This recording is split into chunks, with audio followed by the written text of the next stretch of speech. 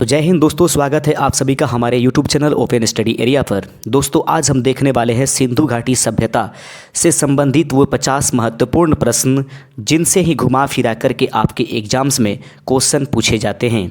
अतः आपसे यह रिक्वेस्ट है कि इस वीडियो को बिना पॉज किए हुए लगातार शुरू से अंत तक ये 50 क्वेश्चंस जो कि वन लाइनर हैं इसको शुरू से अंत तक देख जाइए, ताकि आपके आने वाले एग्जाम्स में जो भी प्रश्न पूछे जाएं आप आसानी पूर्वक उसको टिक आउट कर पाइए। तो लीजिए पहला प्रश्न, जैसा कि आपको दिखाई दे रहा है कि सिंधु घाटी सभ्यता का काल माना जाता है। इसका सही आंसर होगा 2350 ईस्वी पूर्व से 1750 ईस्वी पूर्व तक की काल को सिंधु घाटी सभ्यता का काल कहा जाता है। देखते हैं दूसरा नंबर प्रश्न इसी से संबंधित है और दूसरा प्रश्न है कि सिंधु सभ्यता विश्व की किस महान सभ्यता के समकालीन था। तो इसका सही आंसर है मेसोपोटामिया सभ्यता के समकालीन था सिंधु सभ्यता।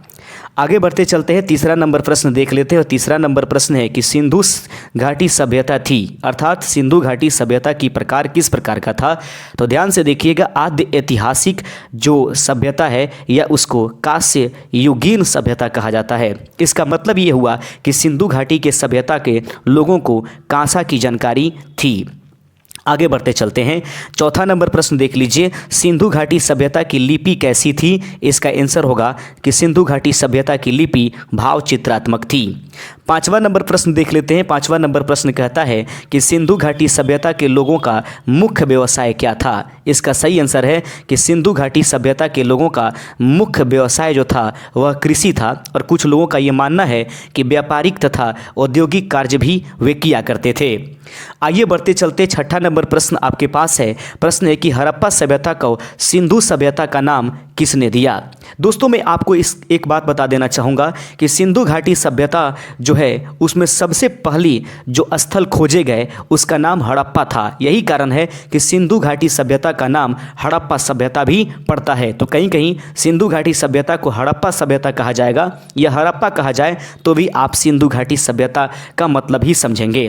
तो देख लेते हैं कि हड़प्पा सभ्यता को सिंधु सभ्यता का नाम किसने दिया। तो याद रखिएगा, ये जॉन मार्शल हैं, इन्होंने ही हड़प्पा सभ्यता को यानी कि सिंधु सभ्यता का नाम हड़प्पा सभ्यता दिया, या हड़प्पा सभ्यता को सिंधु सभ्यता का नाम दिया था। अगला प्रश्न सातवें नंबर कि हड़प्पा की खुदाई किसने करवाया था। इसका सही आंसर है कि दयाराम साहनी ने 1921 ईस्वी में हड़प्पा की खुदाई करवाई थी। आठवां नंबर प्रश्न देख लेते हैं। आठवां नंबर प्रश्न है कि हड़प्पा की सर्वप्रथम खोज किसने की थी। तो हड़प्पा की खोज करने का श्रेय जो है चार्ल्स मैसन को जाता है। 1826 ईस्वी में इन्होंने हड़प्पा की खोज किया था। इसके बारे में तुरंत हमने चर्चा किया है, लेकिन अगर खुदाई पूछे तो वो दयाराम साहनी 1921 आंसर होगा। लेकिन हड़प्पा की सर्वप्रथम खोज किसने किया यह पूछे तो चार्ल्स मैसन 1826 इसका आंसर होगा। नौवां नंबर प्रश्न आपके सामने है कि सिंधु सभ्यता का कुल क्षेत्रफल कितना है। याद रखिए, ऐसे 1000-2000 में लिखने की आवश्यकता नहीं, याद करने की जरूरत नहीं है। 1299,600 वर्ग किलोमीटर, ऐसा याद रखिएगा, आसानी पूर्वक याद कर पाइएगा। 1299,600 वर्ग किलोमीटर याद रखिएगा तो आसानी पूर्वक ये याद रहेगा। हड़प्पा सभ्यता के बारे में एक और प्रश्न देख लीजिए, कहता है कि हड़प्पा किस नदी के किनारे स्थित है। तो हड़प्पा जो है वह रावी नदी के किनारे स्थित है। इससे संबंधित एक छोटी सी बिंदु है कि यह वर्तमान पाकिस्तान के मोंटगोमरी जिला में स्थित है। याद रखिएगा, रावी नदी यानी हड़प्पा जिसके नदी के किनारे है वह जो है वह मोंटगोमरी पाकिस्तान का एक जिला है, वहाँ पर उपस्थित है। 11वां नंबर प्रश्न देख लीजिएगा। 11 नंबर प्रश्न कहता है कि सिंधु सभ्यता की समुचित क्षेत्रफल का आकार कैसा दिखाई देता है। तो सिंधु सभ्यता की समुचित क्षेत्रफल का आकार जो है वह त्रिभुजाकार दिखाई देता है। बढ़ते चलते हैं अपने 12वें नंबर प्रश्न की तरफ। 12वां नंबर प्रश्न है कि सिंधु सभ्यता के नगरों का निर्माण किस पद्धति से की गई थी। तो सिंधु सभ्यता के नगरों का निर्माण जो है ग्रिड पद्धति से किया गया था। 13 नंबर प्रश्न देख लेते हैं। 13 नंबर प्रश्न है कि सिंधु सभ्यता की अभी तक कुल कितने स्थल खोजे जा चुके हैं। आंसर होगा कि सिंधु सभ्यता के अभी तक लगभग 1000 से अधिक जो है स्थल खोजे जा चुके हैं। 14 नंबर प्रश्न है कि सिंधु सभ्यता के लोगों का प्रमुख फसल क्या था। गेहूं और जौ जो था वह सिंधु सभ्यता के लोगों का प्रमुख फसल था। 15 नंबर प्रश्न है कि सिंधु सभ्यता थी यानी कि उसकी व्यवस्था ये क्षेत्रीय थी या नगरीय थी, तो इसका सही आंसर है कि सिंधु सभ्यता जो थी वह नगरीय सभ्यता थी। इसीलिए पूछा जाता है कि दुनिया की सबसे प्राचीन नगर कौन सी है, तो उसका नाम होता है हड़प्पा। आइए बढ़ते चलते हैं। 16वां नंबर प्रश्न आपके स्क्रीन पर है और प्रश्न कहता है कि सिंधु के नगर किस रूप में वर्गीकृत थे। तो सिंधु के नगरों को जो है आयताकार रूप में वर्गीकृत किया गया था।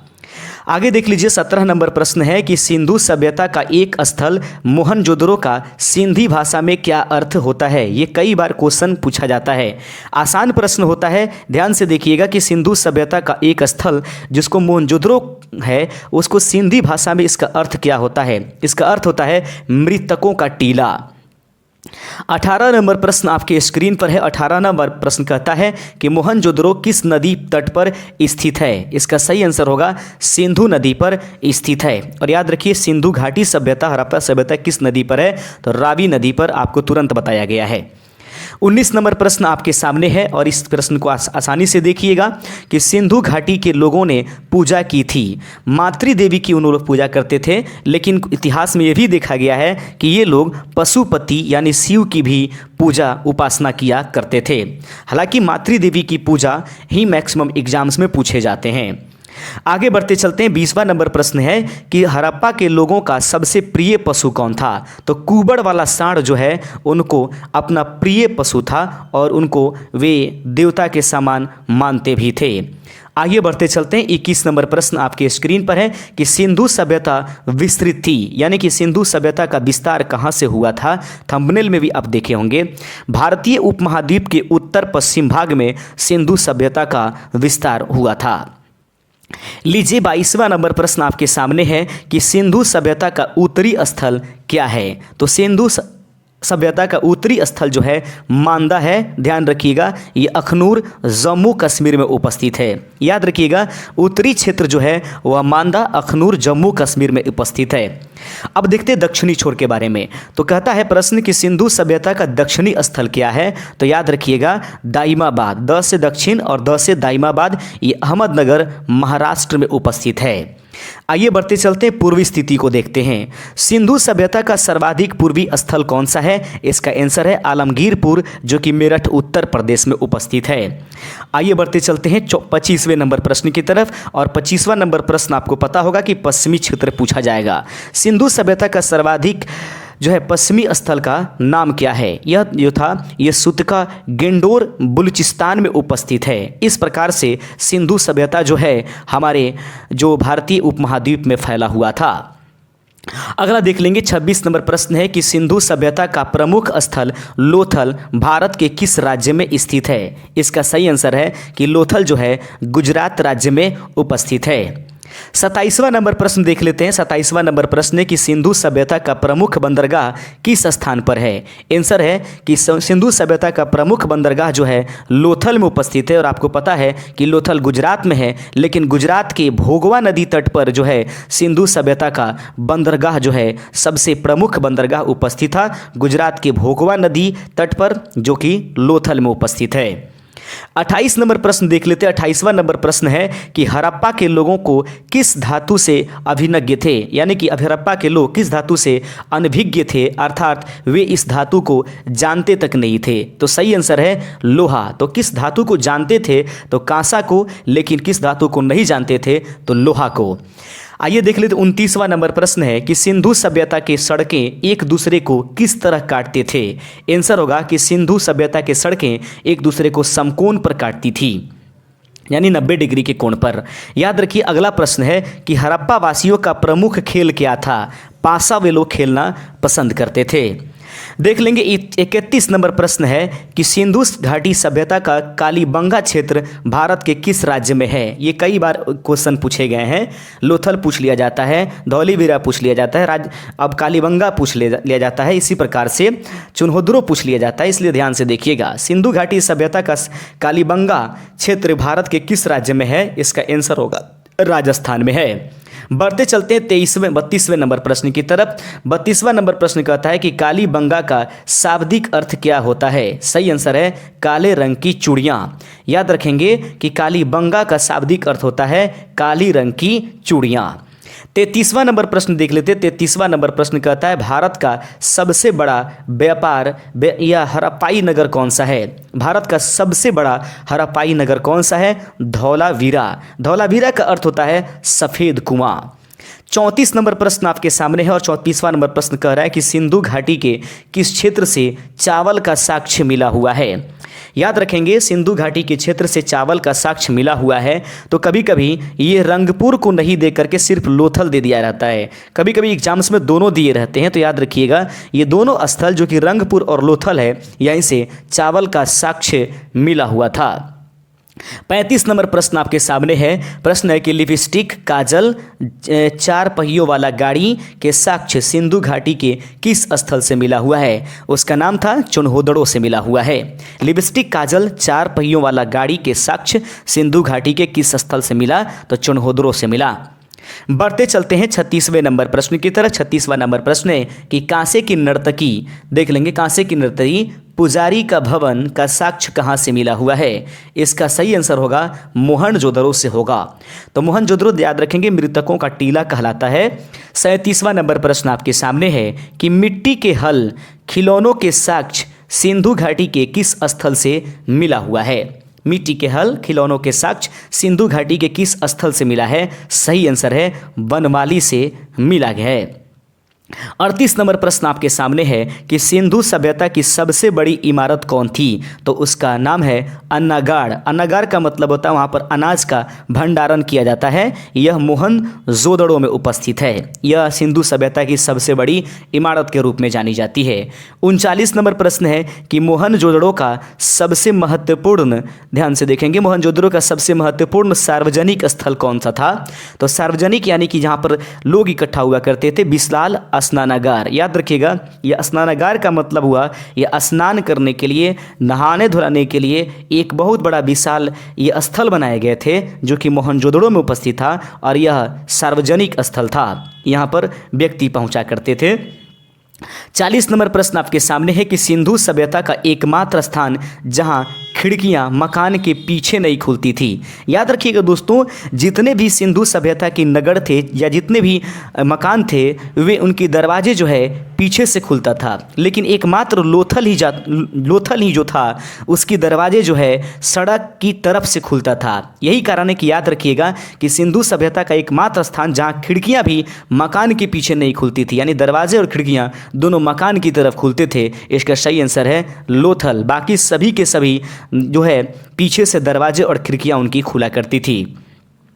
41 नंबर प्रश्न आपके सामने है कि सिंधु सभ्यता के लोग मोहरों को बनाने के लिए किसका प्रयोग करते थे? सिंधु सभ्यता के लोग मोहरों को बनाने के लिए किसका प्रयोग करते थे? इसका सही आंसर है कि सेल खड़ी का प्रयोग किया करते थे।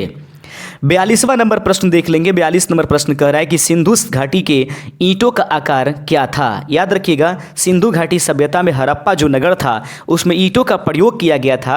और याद रखिए, नगरीय व्यवस्था थी, नगर की तरह थे, समकोण पर काटे करते थे, नाले का निर्माण किया गया था, वहाँ पर ईंटों से दीवार बनाए गए थे। तो जो ईंट वहाँ पर इस्तेमाल किए गए थे उसके लंबाई, चौड़ाई और ऊंचाई का जो अनुपात था दोस्तों, वह है 4:2 और 1, 4:2:1 के रूप में वहां पर ईंटें इस्तेमाल की गई थीं।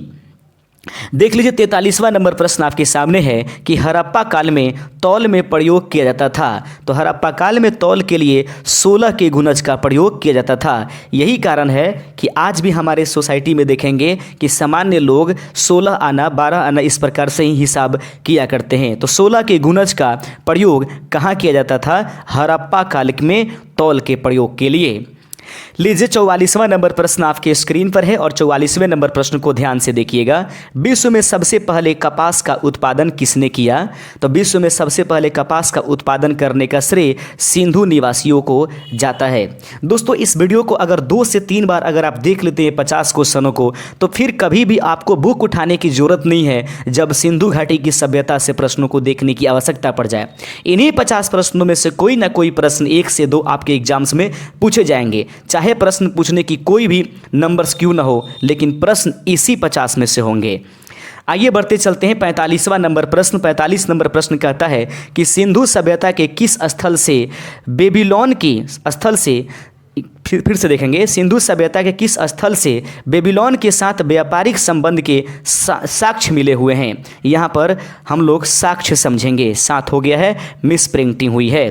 तो ध्यान से देखेंगे कि सिंधु सभ्यता के किस स्थल से बेबीलोन के साथ व्यापारिक संबंध के साक्ष्य मिले हुए हैं, उसका नाम है सिरकोडटा। याद रखेंगे, सिरकोडटा जो है, यहाँ से बेबीलोन और सिंधु सभ्यता के लोग आपस में व्यापारिक संबंध रखते थे, उस स्थल का नाम है सिरकोडटा, जहाँ पर इसके साक्ष्य मिले हुए हैं।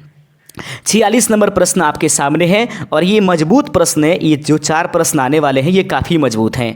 मोहनजोदड़ो का खोजकर्ता कौन था? जैसा कि आपको बताया, हड़प्पा का खोजकर्ता यानी कि उसका जो ये खुदाई करवाने वाले व्यक्ति थे दयाराम सहनी थे, उसी प्रकार मोहनजोदड़ो का खोजकर्ता या उनकी खुदाई करने वाले व्यक्ति राम यानी राखाल दास बनर्जी थे।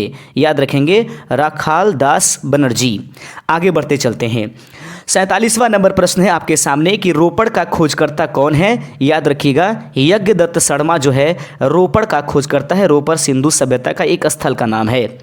48 नंबर प्रश्न आपके सामने है, वह प्रश्न है कालीबंगा का खोजकर्ता कौन था? जैसे कि आपको बताया गया, कालीबंगा जो है वह राजस्थान में इसका मतलब काले रंग की चूड़ियाँ होती हैं, लेकिन इसका खोजकर्ता 2 व्यक्ति हैं, अमलानंद घोष और ब्रजवासी लाल। याद रखेंगे, अमलानंद घोष और ब्रजवासी लाल जो है कालीबंगा के खोजकर्ता हैं। 49वें नंबर प्रश्न आपके सामने है कि लोथल, जो कि आपको बताया गुजरात में है, का खोजकर्ता कौन है? रंगनाथ राव। लोथल का खोजकर्ता है रंगनाथ राव। 50वां नंबर प्रश्न आपके सामने है कि चुनहोदरो का खोजकर्ता कौन है? याद रखिए, आपको बताया गया कि यहाँ से कुछ श्रृंगार सामग्रियाँ मिली हुई थी, NG मजूमदार। तो दोस्तों, इस वीडियो को शुरू से अंत देखने के लिए आपका बहुत बहुत शुक्रिया, और इसको 1 से 2 बार जब आप देख लेंगे या इसको नोट कर लेंगे तो इसी 50 क्वेश्चनों में से कोई ना कोई प्रश्न आपको ज़रूर एग्जाम्स में देखने को मिल जाएंगे। अगर आप हमारे चैनल पर नए हैं तो प्लीज़ चैनल को सब्सक्राइब कीजिएगा, वीडियो को लाइक कीजिए और अपने दोस्तों में शेयर कीजिए। मिलेंगे किसी नए कंटेंट के साथ। आज के लिए बस इतना ही सा। जय हिंद, जय भारत।